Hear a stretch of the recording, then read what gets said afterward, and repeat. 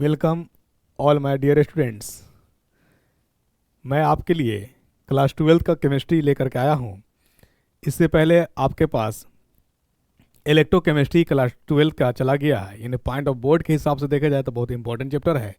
और उसी बोर्ड के हिसाब से जो इंपॉर्टेंट है बोर्ड में आने की संभावना है और हमेशा बोर्ड क्वेश्चन पूछती है।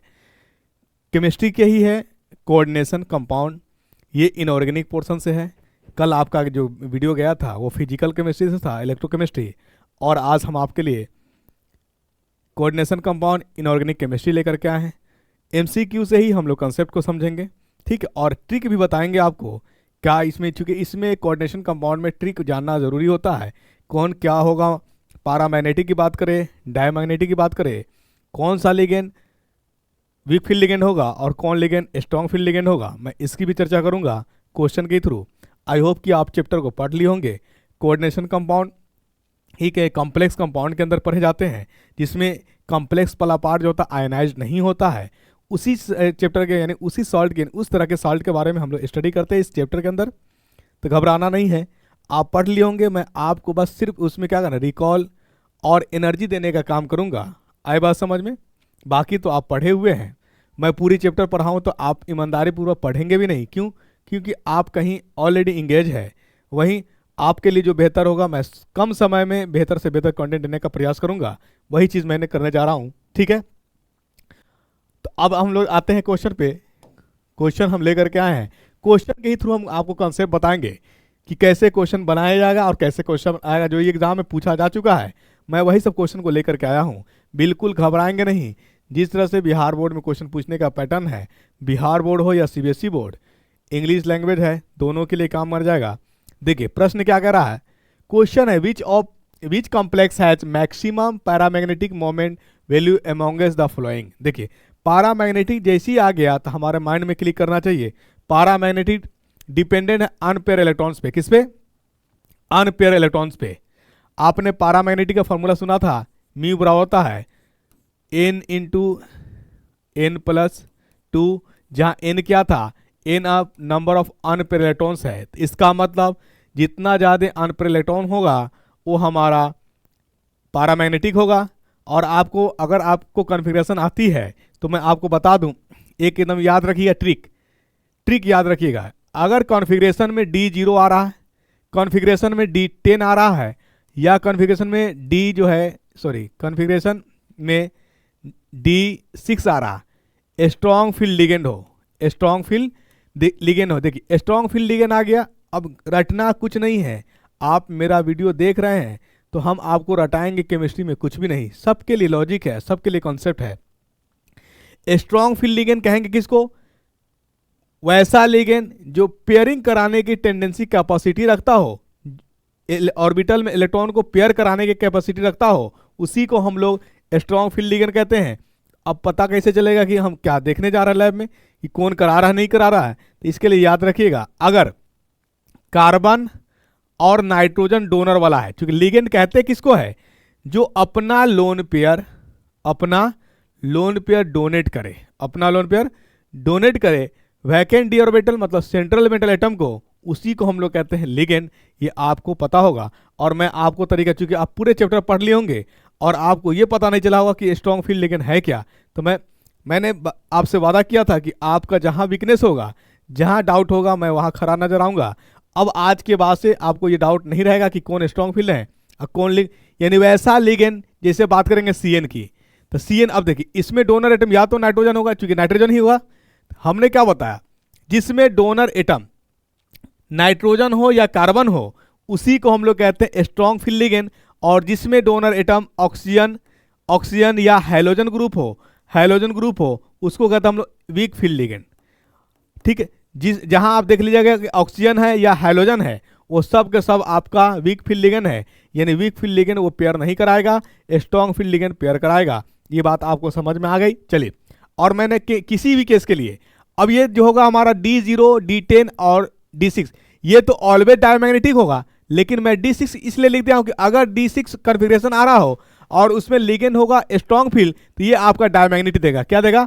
डायमैग्नेटिक। बाकी कोई भी हो 1 से लेकर के 9 तक, 1 से लेकर 9 तक वो सब के सब पैरामैग्नेटिक हो, यानी D1 से लेकर के D9 तक, ये सब आपका पारामैग्नेटिक देगा कॉन्फ़िगरेशन। और मैं कॉन्फ़िगरेशन कराने नहीं बैठा हूं, तो ये कॉन्फ़िगरेशन आपको आती है, राइट, जिसमें डी यानी डी से ही डिसाइड होगा कि पारामैग्नेटिक है या डायमैग्नेटिक है। डी में जब कॉन्फ़िगरेशन करने जाइएगा, अगर एक इलेक्ट्रॉन हो जाए, दो इलेक्ट्रॉन हो जाए, तीन इलेक्ट्रॉन हो जाए, तो उसको हम लोग कहते हैं पारामैग्नेटिक। और मैंने ये ट्रिक लिख दिया, ये याद रखिएगा, ट्रिक ये लिख दिए, D0 कॉन्फ़िगरेशन में अगर डी में 0 आ गया, या डी में 10 आ गया, या डी में 6 आ गया, तो ये हमारा कहलाएगा डायमैग्नेटिक स्ट्रॉन्ग फील्ड लिगेंड के केस में। अगर लेकिन D1 से लेकर के D9 तक होगा, कोई भी लिगेंड हो, स्ट्रॉन्ग फील्ड लिगेंड हो या वीक फील्ड लिगेंड, पारामैग्नेटिक देगा ही देगा, ऑलवेज पारामैग्नेटिक होगा। ये ट्रिक याद रखिएगा आपको, ठीक है। चलिए, तो अब हम लोग प्रश्न पे आ जाते हैं। Complex has maximum paramagnetic moment value among the following configuration जब करने जाइएगा, देखिए H2O को बोला जाता है न्यूट्रल लिगेंड। क्या बोला जाता है? न्यूट्रल लिगेंड, न्यूट्रल लिगेंड, ठीक है। अब सबसे पहले जब कॉन्फ़िगरेशन करने जाइए तो ऑक्सीडेशन नंबर निकालने आना चाहिए। तो H2O आपका है न्यूट्रल, इसका होगा ऑक्सीडेशन नंबर, यानी कोई चार्ज नहीं है, जीरो। जीरो को 6 से मल्टीप्लाई करेगा जीरो, ये प्लस चढ़ जाएगा किसको? क्रोमियम को, तो क्रोमियम हो जाएगा +3 में।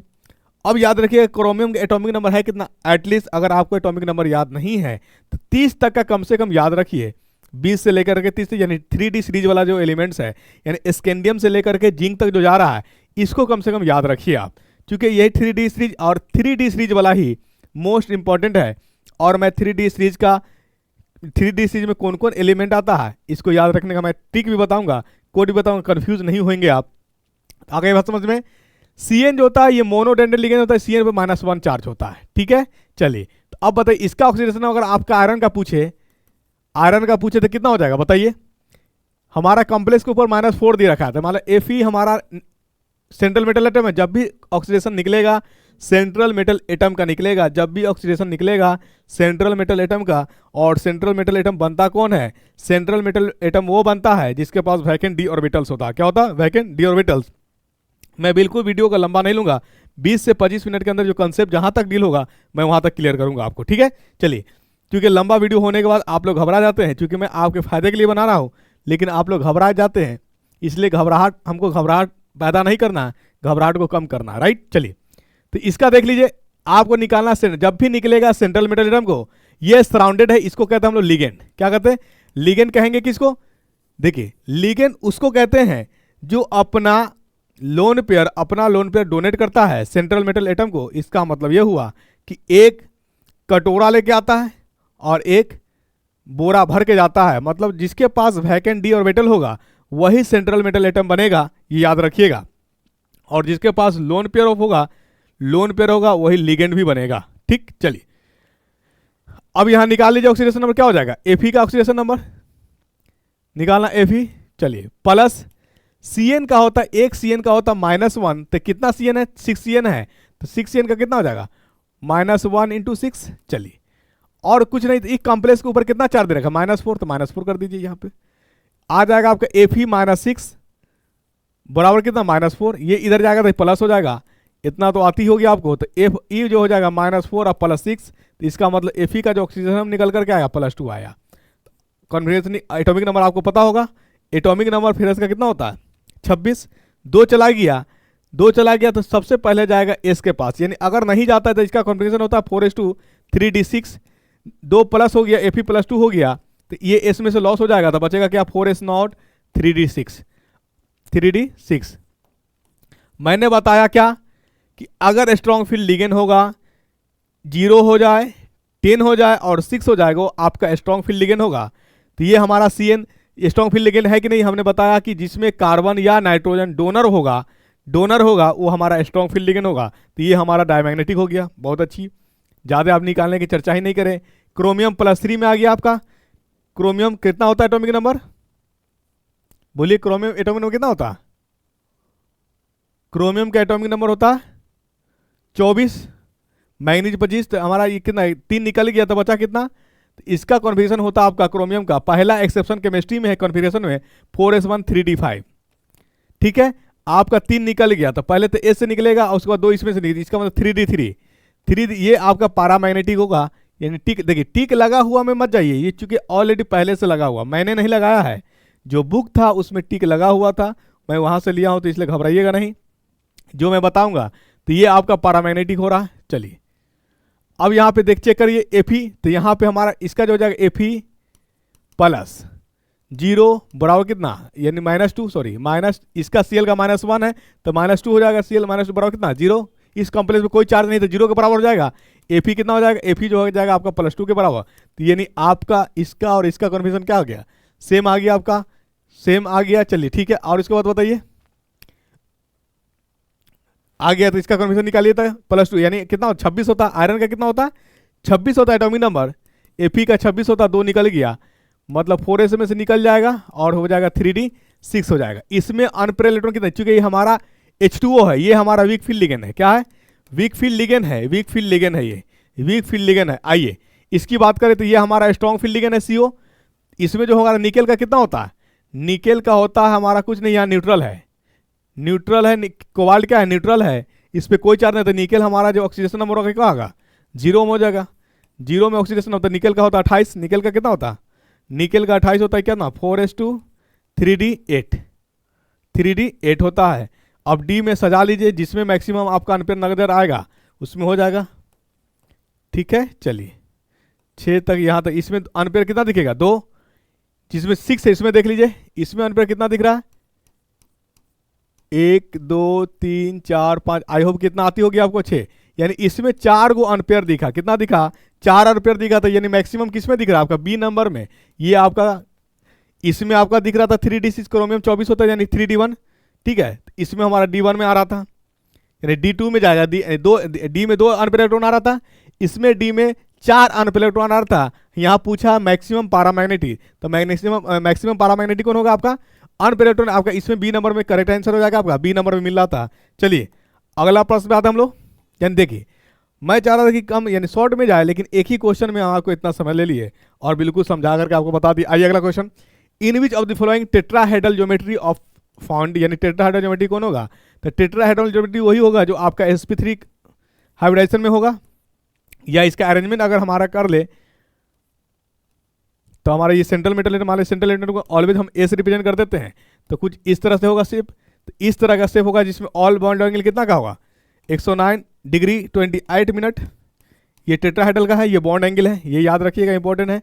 तो ऐसा हमारा दिखेगा, किस में दिखेगा, मोनोडेंटेड के ही केस में दिखेगा। तो प्लोडियम हाई कैटेगरी का है, इसमें डी और वैकेंट जो होता है 4d सीरीज में चला जाएगा। तो उससे बेहतर हमारा जो है NiCl, इसलिए ये जो है हमारे पास, ये जो है हमारे पास टेट्राहेड्रल ज्योमेट्री है। क्योंकि निकेल इसमें जो अरेंजमेंट होता है Cl कुछ इस तरह से अरेंज होता है। ठीक है, क्योंकि यहाँ पे देखिए, यहाँ पे देखा जाता है लोन पेयर, और देखिए ऑर्बिटल के बीच भी ओवरलैपिंग होता है। जो जितना बड़ा होगा उसके बीच में जो क्या कहते हैं ट्रांजिशन ज़्यादा होगा। इस चीज़ को भी हमको बचाना है, इसलिए ये हमारा आंसर क्या हो जाएगा इसका। इसके लिए अगर इसको मैं बताने चाहूँ तो कम से कम 15-20 मिनट का लेक्चर लगेगा, जो कि आप बर्दाश्त नहीं कर पाइएगा। ठीक है, चलिए इसलिए डायरेक्ट इसको बना लीजिए। द हाइब्रिडाइजेशन ऑफ Fe के इसको निकालना, हमको हाइब्रिडाइजेशन निकालना, तो देख लीजिए हाइब्रिडाइजेशन इसका कैसे निकलेगा। आपका है K4, 3 नंबर का क्वेश्चन, K4 FeCN6। चलिए निकालना, ये हमने बताया कि Cn पे कितना चार्ज है -1, ये हमारा एक पोटेंशियल का +1 होता है, 4 पोटेंशियल कितना हो जाएगा +4। Fe निकालना है, Fe एक Cn का होता है -1, कितना Cn है 6, तो -6 हो जाएगा। क्या इस कॉम्प्लेक्स में कोई चार्ज है, नहीं, तो बराबर किसके 0 के बराबर। इतना तो आई होप मैं मानता हूं कि आपको आता है। चलिए Fe माइनस कितना हो जाएगा 2 बराबर 0, तो Fe कितना, Fe हो जाएगा +2 आपका। अब इसका कॉन्फिगरेशन निकालिए, क्या इलेक्ट्रॉनिक कॉन्फिगरेशन लिखिए। Fe का होता 26, ठीक है, Fe ये होता आर्गन 18, 4s2 20, 3d6। ठीक है, 2 चला गया, अब बना इसका Fe +2, क्या हुआ 2 चला गया, लॉस कहां से होगा, S वाला होगा, क्या होगा बचेगा कितना 4s0 3d6, 4s0 3d6। अब यहां निकालिए, डी में कितना होता है 6, 5 होता है, यानी 10, डी में मैक्सिमम इलेक्ट्रॉन कितना रखता है 10 रखता है कितना इलेक्ट्रॉन 6 है आपके पास, अरेंज कर लीजिए। चलिए ये 6 हो गया। अब यहां पे भी इलेक्ट्रॉन फिल हो सकता है, इसमें भी हो सकता है, इसमें भी हो सकता है, इसमें भी हो सकता है, राइट। चलिए अब यहाँ पे आपका जो है हमारे पास Cn जो है ये स्ट्रॉन्ग फील्ड लिगेंड है। कौन सा लिगेंड है, स्ट्रॉन्ग फील्ड लिगेंड है, इसको पेयरिंग कराएगा, क्या करेगा पेयरिंग करेगा। तो मैं कलर जो है पेन का कलर चेंज कर ले रहा हूँ ताकि आपको समझने में दिक्कत नहीं हो। तो ये पेयरिंग कराना शुरू करते, ये यहाँ फिल कर देगा। चलिए, तो ये हो गया खाली, ये हो गया, चला गया उठ के खाली हो गया। फिर ये क्या करे, इसमें पेयरिंग करा देगा, तो बचेगा कितना, ये खाली हो गया, वैकेंट हो गया, और ये वैकेंट हो गया। चलिए, उसके बाद कौन आएगा, ये 3D वाला है, कौन है ये 3D वाला है। उसके बाद कौन आएगा, ये बोलिए, ये एस आएगा आपका, और इधर क्या आएगा, ये P वाला आएगा। 4S है तो ये क्या आएगा 5S, और ये 4P आ जाएगा। ठीक है, चलिए अब ये बताइए कि यहाँ D में जो हमारे पास है खाली है कि नहीं है, कितना घर खाली है, 2 घर खाली है। और हाइब्रिडाइजेशन क्या होता है, इंटर मिक्सिंग होता है, SPD का F नहीं लेंगे। यानी हाइब्रिड क्या होता है, एक मिक्स करके जो बनाया जाता है उसी को हम लोग हाइब्रिड कहते हैं। Inter mixing of S orbital, P orbital and D orbital, इसी को हम लोग हाइब्रिडाइजेशन कहते हैं। तो अब बताइए, वही मिक्स होगा जो खाली होगा, जो भरा होगा वो मिक्स नहीं होगा। तो इसमें बताइए, एक मैं फ्रेश बना लूँ, तो ये हमारा जो है, इसको एक फ्रेश बना लूँ, ये वाला को, इसको, तो आपका 5 घर होगा, जिसमें से 3 घर क्या हो गया, फुल हो गया, नजर आया आपका। 2 घर खाली, इसमें CN आ सकता है और इसमें CN आ सकता है, और इधर बचा हमारा S में भी CN जाएगा। चलिए ठीक है, तो आपके पास CN है कितना, 6 CN है। तो आप 2 तो D वाला का यूज कर लिए, एक S वाला का, बचा 3 यूज हो गया, बचा 3, तो 3 हमारा P के पास होता है, तो 3 P वाला यूज हो जाएगा। तो कितना हो जाएगा बताइए, D2S एक ही को है हमारा, एक ही सब ऑर्बिटल होता है उसमें, D2S, और P वाला कितना है 1 2 3, 3 यूज हुआ। तो इसका जो एक्चुअल हाइब्रिडाइजेशन हो गया कितना हो गया, D2sp3। यहाँ अब सवाल ये भी होता है कि आउटर है या इनर है, आउटर है या इनर। देखिए 5S से पहले वाले को बोलते हैं हम लोग आउटर, इसके बाद वाला जो D आएगा ये कहलाएगा इनर। क्या कहलाएगा, इनर। ये याद रखिए, S से पहले वाला D यूज होगा तो उसको कहेंगे आउटर, इस S के बाद वाला जब D यूज होगा तो उसको कहेंगे हम इनर। क्या कहेंगे, इनर। तो यानी आउटर इनर नहीं पूछा, सिर्फ कॉन्फ़िगरेशन पूछा है, हाइब्रिडाइजेशन पूछा, सॉरी कॉन्फ़िगरेशन नहीं हाइब्रिडाइजेशन। तो आंसर क्या हो जाएगा, D2sp3 is the correct answer, D2sp3 is the correct answer. चलिए अगला प्रश्न पे आते हैं हम लोग। अगला प्रश्न है क्या आपका, देखिए जो चीज जो इंपॉर्टेंट होगा मैं आपको बताते चलूंगा। आइए, which of the following is a paramagnetic. Paramagnetic मैंने बताया, सबसे पहले इलेक्ट्रॉन निकालिए, क्या करिए, इलेक्ट्रॉन निकालिए। ये आपका इसमें अनपेयर कम से कम आएगा, ये क्या है, स्ट्रॉन्ग फील्ड लिगेंड है, ये भी स्ट्रॉन्ग फील्ड लिगेंड है, ये भी स्ट्रॉन्ग फील्ड लिगेंड है। यानी अनपेयर मिलेगा उसको पेयर करा देगा। Cl आपका वीक फील्ड लिगेंड है, Cl क्या है आपका वीक फील्ड लिगेंड है। मैंने अभी तरीका बताया आपको। स्ट्रॉन्ग फील्ड लिगेंड नहीं लिखे तो लिख लीजिए, स्ट्रॉन्ग फील्ड लिगेंड कार्बन और नाइट्रोजन डोनर एटम होगा, ऑलवेज स्ट्रॉन्ग फील्ड लिगेंड। अगर हमारा वीक फील्ड लिगेंड पकड़ना है तो उसमें देखिए डोनर कौन है, अगर डोनर ऑक्सीजन है या डोनर हाइड्रोजन ग्रुप है, हाइड्रोजन में कौन आ जाएगा, क्लोरीन, फ्लोरीन, ब्रोमीन और आयोडीन। अगर हमारा डोनर में ऑक्सीजन और हाइड्रोजन है तो हमारा वीक फील्ड लिगेंड होगा। ठीक है, ये याद रखिएगा। तो देखिए यहाँ डायरेक्ट हाइड्रोजन है, ये वीक फील्ड लिगेंड है, और वीक फील्ड लिगेंड के अंदर ये क्षमता ही नहीं है, बिल्कुल शक्ति ही नहीं है कि जोड़ा बना सके, जोड़ा बना सके। जोड़ा बनाने का काम, जोड़ा बनाने का कैपेसिटी सिर्फ और सिर्फ स्ट्रॉन्ग फील्ड लिगेंड में है। चलिए ये याद रखिएगा। और ये VVI पॉइंट ऑफ किसी भी एग्जाम, बोर्ड के एग्जाम हो या आप JEE मेंस की तैयारी कर रहे हो या नीट के एग्जाम देना चाह रहे हो, तो ये सब नोट करते हुए जाइएगा। मैंने पहले बताया कि बस बहुत कम समय लूंगा आपको और बेस्ट कंसेप्ट देने का प्रयास करूंगा। ठीक है, चलिए आइए, तो आंसर इसका क्या हो जाएगा, direct NiCl4 is the correct answer. ये सारी क्वेश्चन जो मैं लेकर के आया हूं ये बोर्ड में पूछा हुआ क्वेश्चन है। क्या है, बोर्ड में पूछा हुआ क्वेश्चन। कॉन्फिगरेशन करेंगे, कॉन्फिगरेशन करेंगे, आपको पता चल जाएगा। चलिए, the complex ion in which central metal atom has no D electrons. No D electrons मतलब उसके अंदर D इलेक्ट्रॉन्स नहीं हो। तो जब इलेक्ट्रॉन नहीं हो तो उसके बाद देख लेते कॉन्फिगरेशन, पहले चेक करते हैं, ऑक्सीडेशन नंबर से पता चल जाएगा कि D इलेक्ट्रॉन है कि नहीं है। चलिए पहला A से चेक करते हैं। मैग्नीज का होता है 25 एटॉमिक नंबर, मैग्नीज का कितना होता है 25। यहाँ ऑक्सीडेशन नंबर कितना है मैग्नीज का निकालते हैं, तो मैग्नीज का निकाल लेते हैं।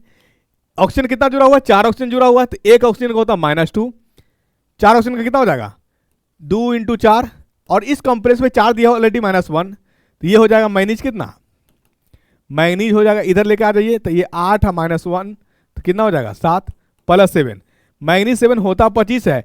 अगर 25 होता तो इसका कॉन्फिगरेशन जो होगा क्या होगा, आर्गन 4s2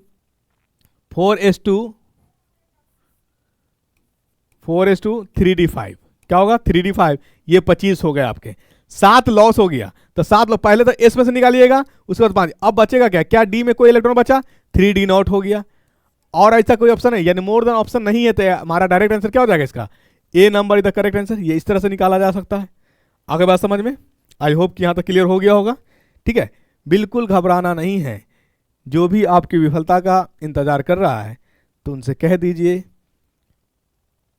कि मत पूछो मंजिल का हाल मेरी, मिलेगा मंजिल, मिलेंगे होंगे कामयाब तो बहुत शिद्दत से बताएंगे।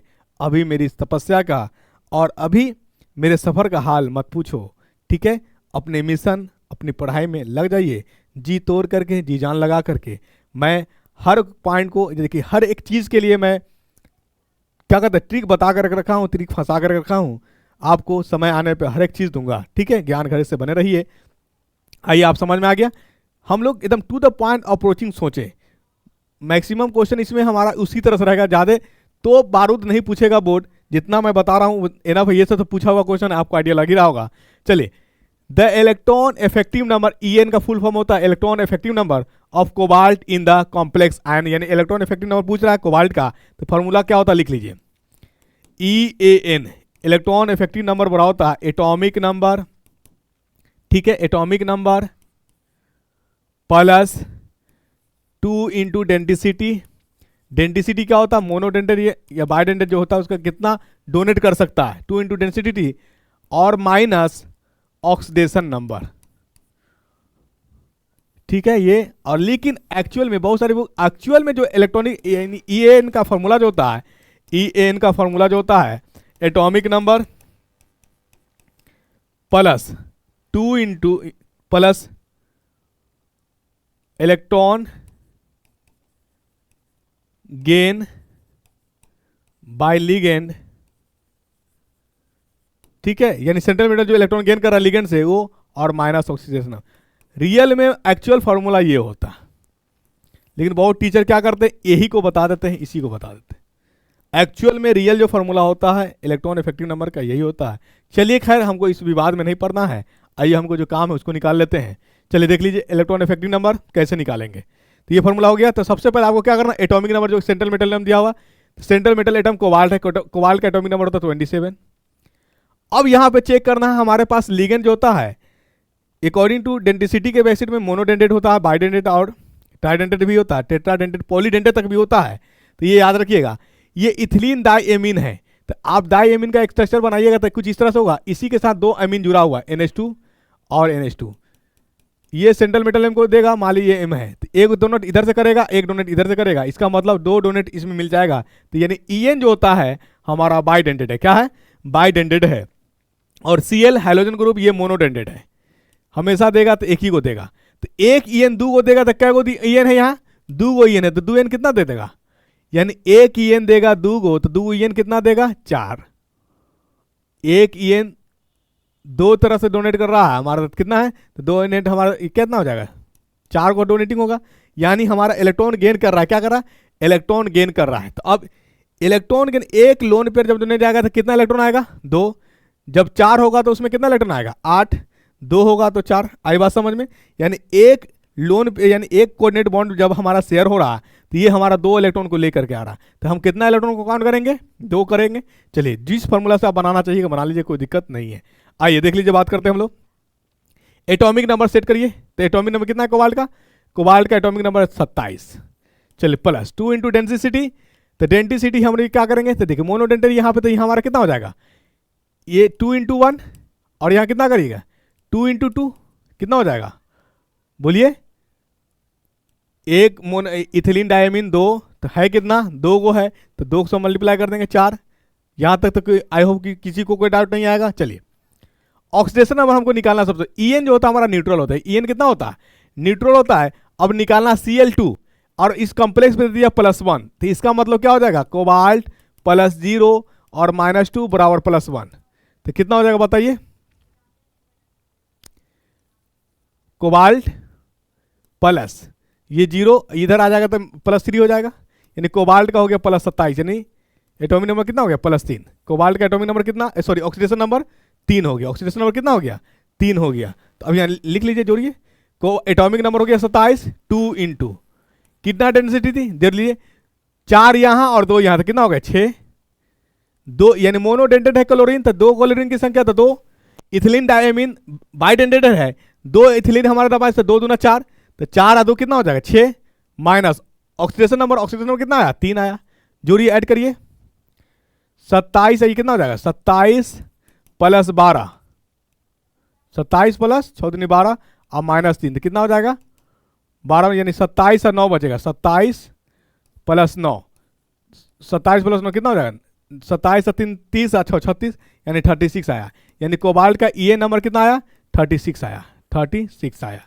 ठीक है, और ये याद रखिएगा ऑल 3D सीरीज का एलिमेंट जो होता है, ऑल 3D सीरीज का ये नंबर EAN नंबर 36 ही होता है, ये इसी के करीब होता है, राइट, इतना याद रखिएगा। ऑल 3D सीरीज, अब कौन 3D सीरीज है, तो साइंस टीचर यानी स्कैंडियम टाइटेनियम वेनेडियम जो है, हम कोड बताएंगे इसका 3D सीरीज वाला, ये मोस्ट इंपॉर्टेंट यानी 3D सीरीज बहुत इंपॉर्टेंट है इस चैप्टर के लिए। ठीक है, तो ये आंसर हो गया आपका एक का 36 नंबर। अब आइए अगला प्रश्न हम लोग बात कर लेते हैं। अगला प्रश्न क्या है, number of possible isomers of the complexes, इसका यानी सबसे पहले आपको पहचान, यानी C2O4 लिगेंड, ये भी आपका बाइडेंटेड है, क्या है बाइडेंटेड है, और NH3 जो है ये मोनोडेंटेड है।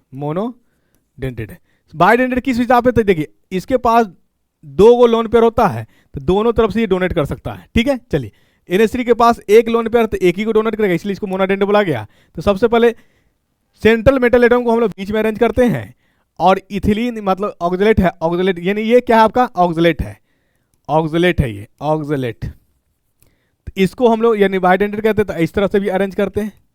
ठीक है, और आपको क्या करें, यानी इसको थोड़ा सुंदर बनाते हैं, ये आपका कोबाल्ट है, ये ले लीजिए ऑक्सलेट, सेंट्रल मेटल एटम। ठीक है, यहाँ भी डाल दीजिए ऑक्सलेट, ऐसे करिए और क्या करिए ऐसे करिए, और इधर डाल दीजिए NH3। ठीक, NH3 यहाँ पे डाल दीजिए एक मिरर, तो इसका मिरर इमेज बनेगा कि नहीं बनेगा, NH3 उधर आ जाएगा, तो ये आपका हो जाएगा CONH3। ठीक है, ये है क्या हो जाएगा NH3, और ये हो जाएगा ऑक्सलेट यहाँ से, और ये भी क्या हो जाएगा ऑक्सलेट, तो ये बन गया एक, ये हमारा 6 फॉर्म कहलाएगा, क्या कहलाएगा 6 फॉर्म। और इसी को हम जस्ट ऐसे कर दे, क्या कर दे ऐसे कर दे, हम इसी का स्ट्रक्चर हम लेकर के आ जाते हैं। ये कोबाल्ट है, यहाँ डालिए ऑक्सलेट इस तरह से, और इसको क्या करिए फिर यहाँ पे ऑक्सलेट ले लीजिए ऐसे से, और यहाँ डाल दीजिए ट्रांस अपोजिट डायरेक्शन 180 डिग्री पे NH3 को अरेंज कर दीजिए। तो यानी कैसा पॉसिबल बन गया, एक ये बना पॉसिबिलिटीज, एक ये बना पॉसिबिलिटीज, और एक ये बना, तो टोटल कितने पॉसिबिलिटी बन गए, तो 3 पॉसिबिलिटी बन गया। तो आपका इसका जो आइसोमर होगा कितना होगा 3 isomer is the correct answer. आई बात समझ में, ये सारे क्वेश्चन आपके बोर्ड में बताए हुए थे। अगला प्रश्न है आपका, देख ले। ठीक है, अगला प्रश्न है आपका, यहाँ पे देख लीजिए स्ट्रक्चर, मैं एक क्वेश्चन बताऊंगा, बाकी आप बना लीजिएगा, क्वेश्चन आपके वीडियो पर आ रहेगा। चलिए, the correct formula of hexamine platinum 4 is, देखिए प्लेटिनम 4 जब भी ऑक्सीडेशन लिखाएगा नोमेनक्लेचर में तो रोमन नंबर में लिखाएगा, क्या लिखाएगा रोमन नंबर में लिखाएगा, तो प्लेटिनम 4 कह दिया। तो अब चेक करिए किसमें प्लेटिनम 4 होगा, NH3 सब में है, NH3 जो होता है हमारा न्यूट्रल होता है, क्या होता है इसका चार्ज 0 होगा। अब डिसाइड करेगा हमारा उसके बगल में कौन और लिगेंड है जुड़ा हुआ, देखिए। तो यहाँ पे मैं एक चीज और जानकारी के लिए मैं बता दूं, ये कॉम्प्लेक्स जो होता है ना, ये कॉम्प्लेक्स हो गया, ये केटायन हो गया, क्या हो गया केटायन, और ये जो हो गया ये एनायन हो गया, काउंटर आयन जिसको कहेंगे एनायन हो गया। ठीक है, एनायन हो गया, राइट। चलिए ये समझते हुए चलिएगा, अगर यही पे इधर पॉजिटिव वाला कोई होता तो ये पॉजिटिव, ये एनायन कहला देता, कॉम्प्लेक्स एनायन हो जाता। यहाँ पे हमारा न्यूट्रल है, हमारा 0 NH3 0 है, देख लीजिए। अब Cl4 यानी Pt का निकालना हमारा ऑक्सीडेशन नंबर +0, और एक Cl का होता है -1, क्या Cl है 4 Cl है, तो -4 बराबर 0, तो Pt का कितना हो गया ऑक्सीडेशन नंबर +4 हो गया। इसमें तो दिख रहा +4, इसमें देख रहे यहाँ 3 है, तो यहाँ 4 होगा ही नहीं, क्योंकि इससे हमारा कोई मतलब है नहीं, क्योंकि ये न्यूट्रल है 0 है। यहाँ देख लीजिए यहाँ 6 है, तो यहाँ प्लेटिनम का 6 हो जाएगा, ये भी पॉसिबल है। यहाँ 2 है, क्योंकि NH3 से हमको कोई झगड़ा ही नहीं है, क्योंकि NH3 कोई चार्ज लेकर के आएगा ही नहीं, न्यूट्रल स्पेसीज है, तो हमारा जगह तो यानी डायरेक्ट आंसर आपका क्या हो गया, A number is the correct answer. बाकी सारे ऑक्सीडेशन नंबर पूछना है इसका, तो Cn का कितना, निकल का पूछ रहा है कितना हो जाएगा +4, पोटेशियम का +4, एक पोटेशियम का एक +1 होता है, तो कितना पोटेशियम 4, +4, एक CN का होना था -1, कितना CN है, 4 है तो -4, तो इसका मतलब यानी निकेल हमारा जीरो अवस्था में मिलेगा। -4, इस कॉम्प्लेक्स में कोई चार्ज तो है नहीं, इक्वलिटी जीरो हो जाएगा। इस कॉम्प्लेक्स में कोई भी चार्ज होगा इक्वल दे करके राइट हैंड साइड में वही चार्ज बैठेगा। लेफ्ट हैंड साइड में जो भी चीज लिखा हुआ है लेफ्ट हैंड साइड में रहेगा, जो पावर में होगा कॉम्प्लेक्स के ऊपर होगा, ये राइट साइड में होगा। इसका मतलब निकेल का चार्ज कितना हो गया, जीरो हो गया। ये आई होप कि यहाँ तक समझ में हो गया। बाकी आप सारे क्वेश्चन को बना लीजिएगा, देख लीजिएगा। यहीं तक मैं हर एक यानी कोऑर्डिनेशन कंपाउंड का जो भी निचोड़ होगा, जो फैक्ट होगा, जहाँ तक जो क्वेश्चन संभावना है बनने का, मैं बताते रहूँगा और बिल्कुल कंसेप्ट ट्रिकी आपके पास लेके आऊँगा। आई होप कि ये पसंद आया होगा। आगे पढ़िए, मन लगा के पढ़िए, पूरा जी जान लगा दीजिए। बोर्ड भी सामने, नीट भी सामने, जेईई मेंस भी सामने। आप जिसके लिए तैयारी कर रहे हैं आपको उसमें कामयाबी मिले। मेहनत मन लगा के पढ़िए। अगर यूट्यूब देख रहे हैं तो जो भी चीज़ जा रहा है उसको बारीकी से देखिए, ईमानदारी पूर्वक देखिए। अगर यूट्यूब नहीं देख रहे हैं, किताबों से दिलचस्पी है तो कोई दिक्कत नहीं, किताब देखिए। लेकिन कंसेप्ट नहीं समझ में आया तो ज्ञान घर के चैनल पे देख लीजिएगा। हर एक चैप्टर यानी कंसेप्चुअल दिया जा रहा है। Thank you so much. देखिए, मन लगा के पढ़िए।